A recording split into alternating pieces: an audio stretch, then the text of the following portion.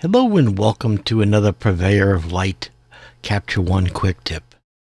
Today we're answering a customer that asked a question and says, how do you achieve your studio black and white look with the models?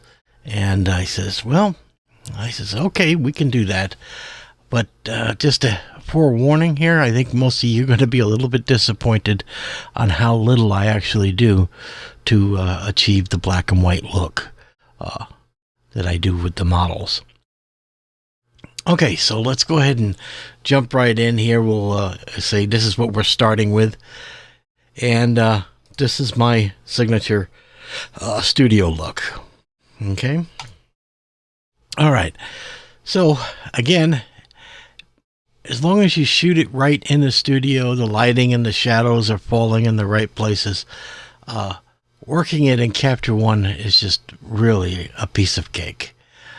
So I'll run you through the process and show you how easy it is, and hopefully you'll find it useful. Okay, so the first thing I need to do is I need to get myself into black and white mode. And so I come up to that tab, and I am now going to the black and white section, and I'm going to enable black and white.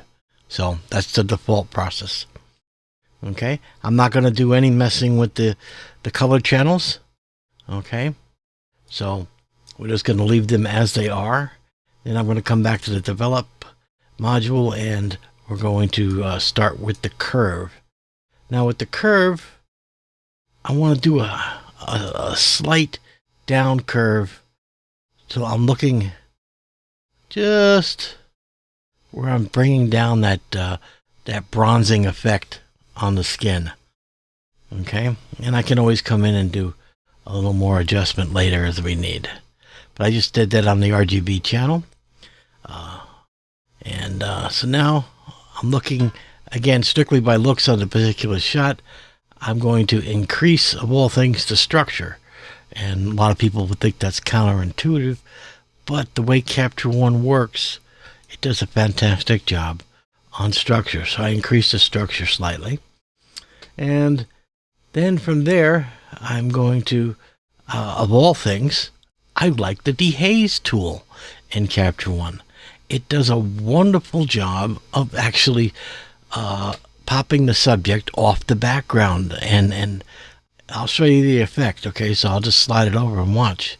You can see how the Dehaze slider does a wonderful job of bringing dimensions, contrast, just in the right places. Okay, you don't want to go too heavy-handed with it, but you don't want to go too. So I'm going to say about right there. All right, and then I'm going to go, okay, so we've done our structure, we've done our dehaze, and lastly, I'm going to go in and I'm going to do maybe some high dynamic range, and I'm going to play with the hot spots that are on her hair, a little bit on the skin, and I'm going to just bring those out ever so slightly. And there, unfortunately, is the mastery of doing my black and white studio look. I told you it wasn't much. It was actually very simple to do. Again, to recap, we turned it into black and white. Once we had it editing in black and white, we did a slight down curve on the RGB channel. We increased the structure slightly, and we then, of all things, used the Dehaze tool to bring a little more structure in.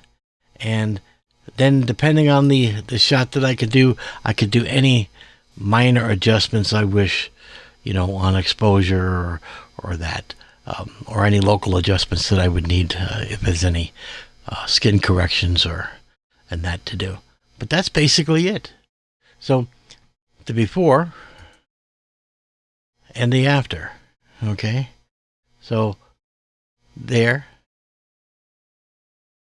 and that is my studio look, which I do for most of my model work in the studio.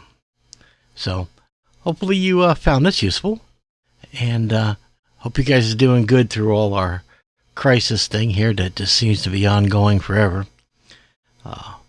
But keep taking photos, keep working with them. It's a nice distraction from our problems in the world, at least. And until next week, you guys take care.